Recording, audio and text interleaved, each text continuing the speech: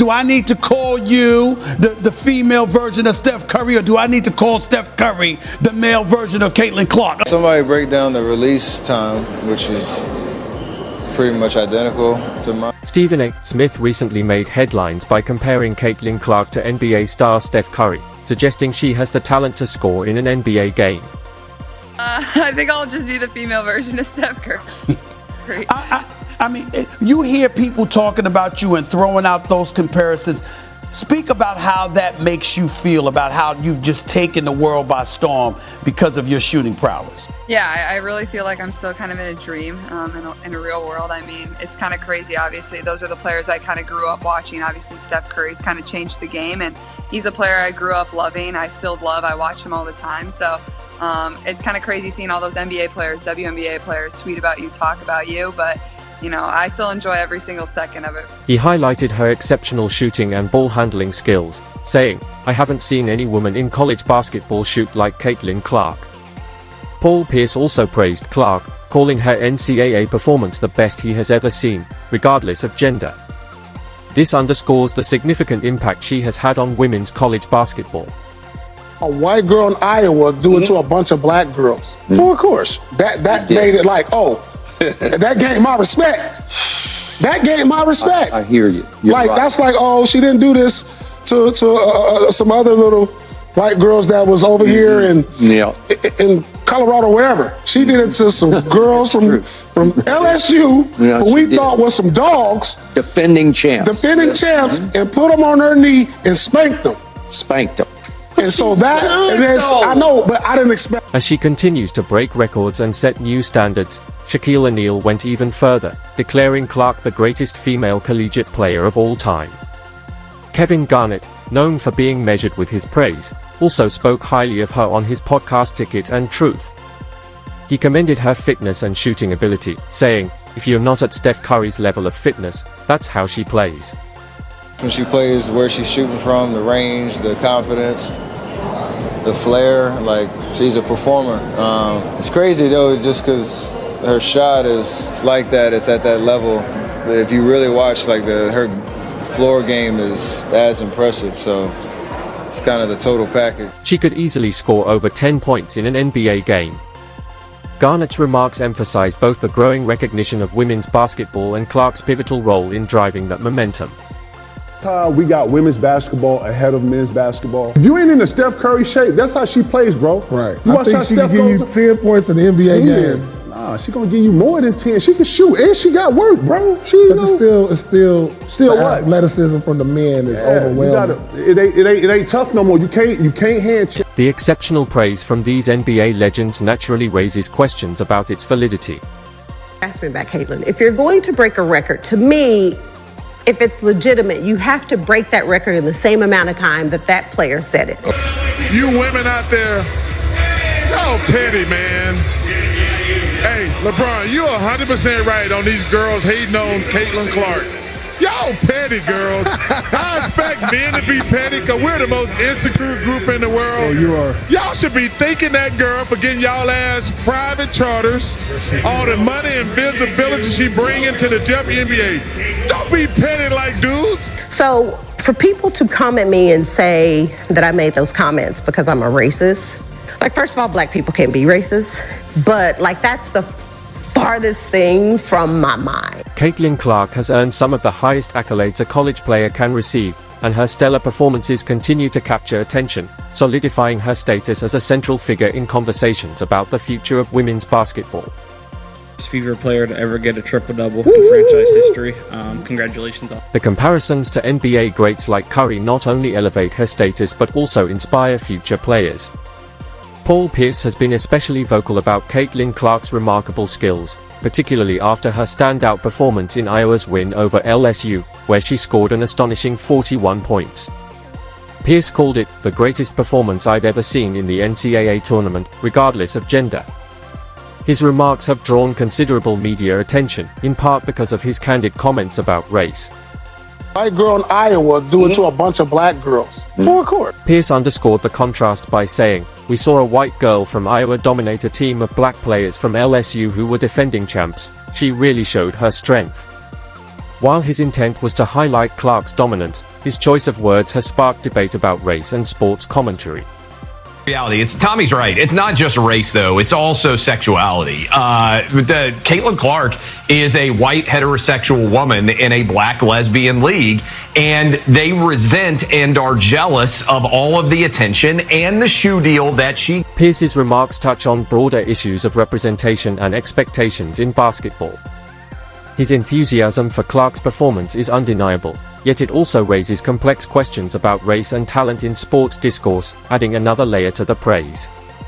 NBA legend Allen Iverson also joined in commending Clark, saying, "Man, she shoots the blood out of the ball." He's in the Mount Rushmore, obviously. I don't, Cheryl Miller, and I don't know all their numbers to know who it's a that bunch should of them, man. be, You right? got Candace Parker, that's hard to and do. Cheryl Miller, right? And Cheryl Swoops. I mean, people be like, nah. Generationally? Yeah, she ridiculous. She might be Allen Iverson in her era. She changed the game. Well, she changed the game. Right, she changed the game from a culture of Steph Curry. Iverson highlighted her ability not only to score but also to create opportunities for her teammates. Given Iverson's own reputation for scoring prowess and court vision, his praise further underscores Clark's potential to elevate women's basketball. His recognition reinforces the growing respect and excitement for the sport at its highest levels. Shaquille O'Neal, one of the greatest players in NBA history, has also stirred discussion by calling Caitlin Clark the best female collegiate player of all time. I played at LSU, but she's phenomenal. I'm going to go on the record and say she's the best female collegiate player ever. Ever? Well, I don't know about you. You ever heard of Cheryl Miller? Ever. Maya Moore? I said what I said. Ever. Diana Taurasi? I said what I said. No disrespect. Given O'Neal's legendary status, his endorsement carries significant weight. Clark's achievements certainly support his statement. She has dominated the Big Ten like no one else, leading in both scoring and assists for 4 consecutive seasons. Recently, she became the NCAA Division I all-time leading scorer, surpassing Kelsey Plum's record with a stunning long three-pointer in a game against Michigan. On an episode of Asterisk Inside the NBA Asterisk, O'Neal praised Clark, declaring, "I'm going to go on the record and say she's the best female collegiate player ever," despite pushback from co-hosts Charles Barkley and Kenny Smith, who pointed to other greats like Maya Moore and Diana Taurasi. Shaq remained firm, saying, "I said what I said. I'm not disrespecting anybody, it's just my opinion." No, she's like Steph said Curry. what I said. Yeah. Listen, I ain't disrespecting nobody. It's just my opinion, and I ain't gonna change it. Right. How about you that? got to change it. The stuff you don't know about basketball can fill up in the encyclopedia. Well, I know 4 sorry, times I know kids. Y'all about don't it. even know what a soccer. Clark's historic performance has not only secured her place in basketball history but has also drawn unprecedented attention to women's basketball. Always tell when it's a home game day for the Fever, because downtown Indy gets flooded with the number 22. Just go down the street and you're seeing 22 shirts everywhere. The number that belongs to the one and only Caitlin Clark. I'm really happy I got to see her today. Yeah. It was like a dream come true. Her star power was on full display against the New York Liberty when Clark made history, not only for herself as a rookie, but for her team when she hit a triple-double, electrifying the crowd.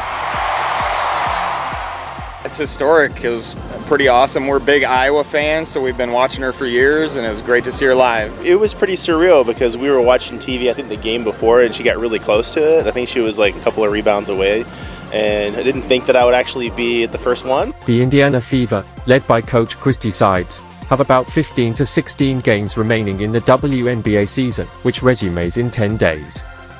They aim to maintain the strong form they showed before the Olympic break, as they are in the playoff race for the first time in years. Rookie Caitlin Clark has been a key factor in their success and is a leading contender for Rookie of the Year.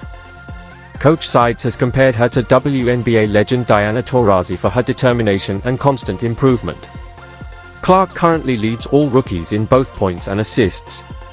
I think the biggest challenge has just been the fact that we've only had like 24 days together. I think that's presents a big challenge for our team, especially a really young team and an inexperienced team. So a team that's trying to find their chemistry and how they work together, I would say that's probably the biggest challenge for us. But I think as you've watched us over the course of the first 4 games, like from the first time we played Connecticut to this last time we played Connecticut at home, like there's been a huge difference in how we play and how we play together, and that's just within 4 games. So I think there's a lot of positives, a lot to build off of, but I would say that's probably the biggest challenge to us right now, having to go from game, practice game, and really like, those practice times you can't really do much because you're preparing for your next opponent. However, tension surfaced between Clark and Sides during a recent game against the Chicago Sky, when Clark disregarded Sides' instructions.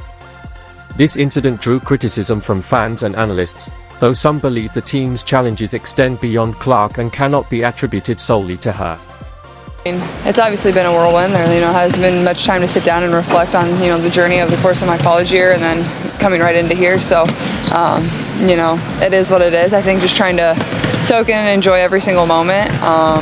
But yeah, it's definitely been a whirlwind. So just like one thing after the next, but at the same time, like I feel like that's kind of almost better. Like you just kind of get thrown into the fire, and that's sometimes the best way to learn. Caitlin Clark has faced scrutiny during her rookie WNBA season, with fans and critics questioning Indiana Fever coach Christy Sides' decisions on timeout timing and player rotations. Despite this, Clark has delivered standout performances, including a 30-point game against the Mystics, making her a top contender for both MVP and Rookie of the Year. However, the Fever have underperformed despite boasting 3 All-Stars, putting pressure on both sides and Clark as they fight for a playoff spot. Recently, the Indiana Fever posted a video of a pre-practice scavenger hunt, which received mixed reactions from fans and basketball enthusiasts. Many, especially those familiar with college basketball or the NBA, see such activities as better suited for younger players rather than a professional team. Critics argue that team-building exercises like scavenger hunts often come across as misguided attempts by management to boost morale, with participants finding them less valuable than traditional practices. Commentators suggest the Fever should prioritize improving offensive and defensive strategies over team-building activities, especially given their disappointing results. There is also criticism of coach Sides for not effectively creating scoring opportunities for Clark. Observers feel the team should focus on core skills such as ball handling and conditioning. With a young roster, many believe fundamental basketball training should take precedence over what some view as less serious activities. Critics have also pointed to coaching decisions during crucial moments, such as the recent close loss to the Seattle Storm, as evidence of the need for better strategic focus. Problematic issues have been raised about head coach Christy Sides' use of questionable lineups and ineffective player rotations. For example, keeping star player Aaliyah Boston on the bench for extended periods and playing 3 guards, including Wallace and Wheeler, simultaneously has drawn criticism. Some matchups, such as Wheeler defending Jewel, have also been viewed as problematic. Fans are increasingly frustrated, asking, why are they still playing carnival games? Many expect a professional team to focus on improving shooting, conditioning, and overall gameplay rather than engaging in scavenger hunts, especially given the Fever's underwhelming performance since the Olympic break. Concerns are mounting that the team could finish the season poorly, with some feeling that professional sports are starting to resemble preschool activities.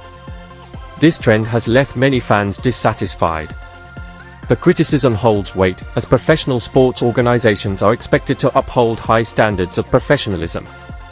Legendary coaches like John Wooden, Phil Jackson, and Gino Auriemma never resorted to such tactics.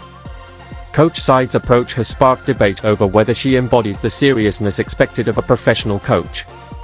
These concerns about her performance and the team's results are valid. This isn't mere complaining, there are genuine issues that need addressing. Activities like scavenger hunts seem to have little impact on on-court performance, and while some may dismiss these criticisms as minor, I believe this approach is unsuitable for a professional setting. With the playoff stretch approaching, there are many areas where the Indiana Fever and coach Sides should focus their efforts. If I were the general manager or owner, I would consider Sides' position precarious given the current situation. The team's performance is under intense scrutiny, and it feels like they are playing not just for wins but to secure coach Sides' job. Many believe that unless there is a significant turnaround, such as a deep playoff run, her tenure may be at risk. Meanwhile, Caitlin Clark is making waves in the WNBA, transforming the league's landscape. Her impact goes far beyond individual stats. She is a driving force behind rising viewership and attendance. Fans are captivated by her dynamic play, creating a buzz around the league not seen in years. Clark's presence has revitalized interest in women's basketball, making her a central figure in this season's excitement. The last time the WNBA experienced this level of enthusiasm was quite some time ago. Clark's influence extends beyond just drawing crowds, it's driving real improvements within the league. For years, players endured challenging travel conditions, including long commercial flights and tight schedules. Thanks to increased visibility and revenue brought by stars like Clark, teams are now benefiting from better travel arrangements, such as more chartered flights. The surge in interest fueled by Clark's performances is expanding the league's fan base and proving that women's basketball can be just as thrilling and competitive as men's basketball. What are your thoughts on Caitlin Clark's impact and the Fever's season? Let us know in the comments below.